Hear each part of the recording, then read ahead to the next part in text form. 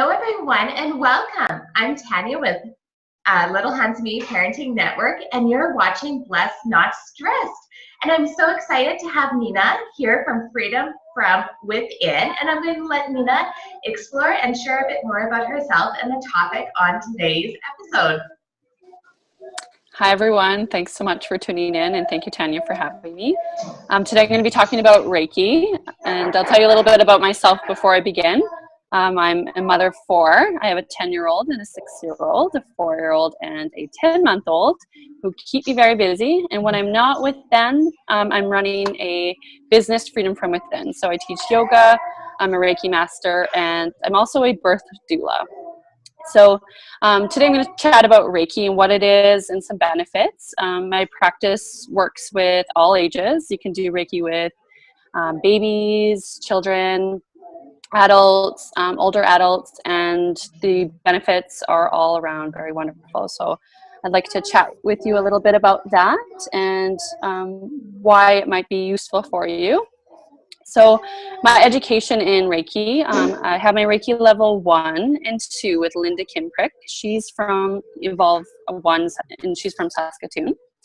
And I also have a Usui Holy Fire 2 Reiki 3 and Master's level with Candice Hawkshaw.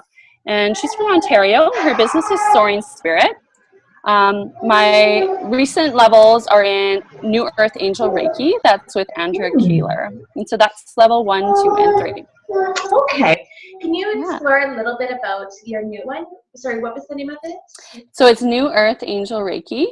And the founder is Andrea Kaler. So she's from Saskatoon, and she's an amazing healer, spiritual teacher in the city. Also formerly a certified acupuncturist and teaches workshops throughout the city. So hers is a evolved, kind of advanced version of the traditional Reiki. And her focus is working with channeling angels and guides as we use our practice of Reiki. So Wonderful. I'll tell you a little bit kind of about the traditional Reiki that I practice, as well as the New Earth Angel Reiki and what's the difference with those. Yeah, I'm excited. And for those that hear my baby, I'm not ignoring the 6-month-old. He's with his dad. So that's, I'm sure you'll hear my kids too. So they're with that as well. Exactly. When you have multiples, that's where they go.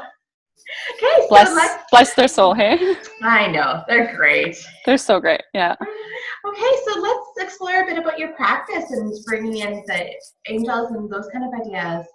Mm-hmm. So Reiki, the word Rei, comes from the idea of the universal wisdom or consciousness. Some might connect to it as the higher power. And Ki is that life force energy. So that lives in all living things. So it's that pulse that gives humans life, plants, animals, trees, and that's what that Ki word means. So there's lots of lineages that have a description for this energy. So in Chinese, they call it Qi, which you might have heard of that through maybe acupuncture or other modalities, and also Ka in Egyptian. And in yoga or in Sanskrit, they call it prana. So that's that universal life force. Okay, so it just kind of flows between practice on the same kind of concepts. Yeah, exactly. Yep. So it's the idea when we bring Rei and Ki together that we are channeling the universal life force energy through being guided by that spirit or that consciousness. So as a practitioner, I am a channel for that energy. So what I do is I ground myself and I bring all of my energy to the side and I become a conduit for that universal life force energy. Okay. Now, for my information is not really a touch therapy. It's the energy working type concept. So it's very different from a massage or acupuncture or even chiropractor and those kind of ideas. So can you explain a bit about how that process works with the energy healing? Yeah, you bet. So it is, some people practice with their hands over the body. So we work with the mental body, the physical body, the energetic body, and the spiritual body.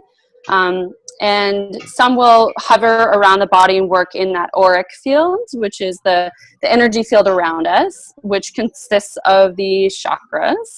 And some will place their hands right on the client. So just depending on the practitioner, but generally most people are laying their hands over, and it's non-touch therapy. Wonderful. Yeah. And what kind of healing is it your physical, your emotion, your mental, even a spiritual healing or combination? Yeah, so what can happen is throughout our life, we can start to create blockages, and they might manifest in a physical block, like physical pain or tension.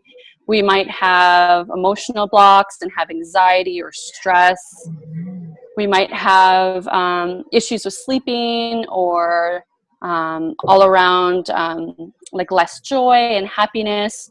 So what happens is, as I am channeling that universal life force, it comes through me and through my hands to the client, and it is guided to go where those blockages are. And so when it moves to those blockages, what's happening is it's increasing the vibration and removing the negative thoughts or emotions that connect to that blockage or that area. So when we're removing that, it can then create benefits such as like a improved sleep, less physical pain or tension. They might notice experiencing more joy and happiness. Everyone kind of experiences different things depending on what they're coming into my practice for. But generally, everyone will feel relaxed and more peaceful after a session. Oh, okay. Even a single session, there's a bit of changes that people experience? Absolutely, yeah. That's exciting. Yeah. Okay. So you have a studio or setup in home or in your office, and then you can share that. And do you also offer the long distance healing as well? You bet. Yeah. So this is my practice here. I'll just give you a little tour. So here's my bed, if you can see that. Yes, we can. Looks cozy. Yeah. Thank you.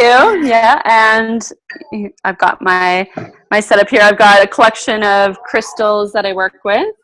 So I bring that into a session to bring more healing.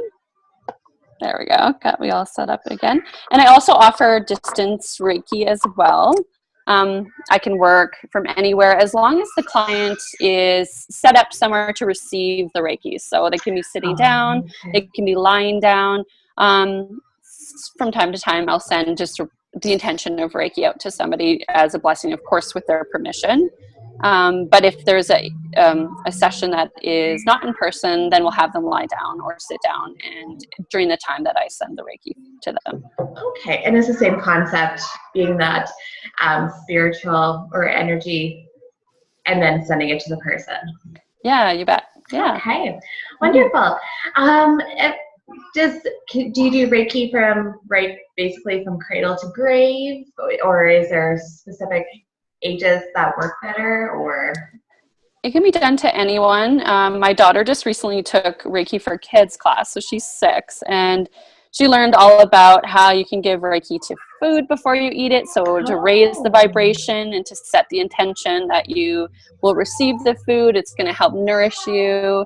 So just being a little bit more intentional with what you eat, the water you drink, so you can give Reiki to everything. You can give it to plants to help them grow better. You can give it to kids, babies. So in my practice, I see babies in utero, so in pregnancy, right to older age. So. Oh, fabulous. And it makes sense because energy is free flowing and it just goes between objects and living things, which is really neat. Yeah. Yes. Okay. Is there anything else that you would like to share with our viewers on the power of healing or Reiki or anything in general? I guess one thing to think about too with Reiki, when we're giving a session, it can look at what the blockage is rooted in. So we might experience like a physical ailment that we've tried everything. We've tried chiro and we've tried massage, and it helps, and all those things I do. I love to do all sorts of different therapies. but we notice it's coming up again and it's reoccurring, and it might leave for a little while and it might come back. Reiki is going to help work with the individual to find their own inner healing. So they'll go in and they'll look at what is held in a system. What's the belief system? Why is there a blockage there? And when did it originate? So our cells have memory. So we might have a trauma that we experienced as a young child, or even through childbirth, and we might notice we start to replay the patterns without being aware of how we're replaying those within our life. So it becomes a common theme until we have the opportunity to look at it. So as a practitioner, I will hold space to allow them to tap in, to look at what it is they're holding and why, what's the belief system. So we can help uproot that belief system with bringing healing with like truth and love and light. And then they can help to shift that belief system and start to create more optimal patterns for them, for their life. Oh, that's fantastic. That the self-fulfilling prophecies, and even just things that are so deep in us, we don't always know what they are, yet they do cause, everything is just so connected. So something mental can impact our physical side. So that's really good to know. And it sounds like you actually do more of a holistic practice. So it's, you may promote the use of other practitioners and body works and those kind of ideas as well. Yes, yeah, for sure. Like Reiki in its traditional practice, the Usui Reiki is amazing, and it has, I should mention, it's originated with Mikao Usui in 1922, and it's the Japanese healing technique. And as our world has evolved, Reiki has also evolved. So practicing the Holy Fire Reiki, which is kind of the next generation of Reiki, and then the New Earth Angel Reiki as well, works with a little bit deeper into the idea of working with, Angel Reiki is working with the consciousness of the angelic realm. So we work with our angels and our guides to help bring healing to the individuals. So it's not me that's bringing the healing, it's their team of supports on that, whether that's an angel or a spirit guide or an animal guide. So that's what New Earth Angel Reiki is. And then the Usui is working with the Holy Fire Reiki, which is the evolved version of the Usui Reiki, the traditional. That's so interesting. Yeah. So I combine both, and I also work with self-regulation therapy in my practice. So I'll bring in the neuropsychology to help regulate the nervous system. Right. Yeah, so I'll integrate that. So it's a little bit of mind, body, spirit. Yeah, integration. It's all integrated, which is fantastic. Well, Nina, thank you so much for taking the time today to explore a bit of Reiki, the history, as well as the different types, and then how people can work together to heal themselves mentally, physically, spiritually, and then use their energy through the universe as well. Yeah. Yeah, thanks so much for having me. And I just wanted to lastly say that Reiki can be done by anybody. So it's a beautiful thing. Like, I truly believe freedom from within.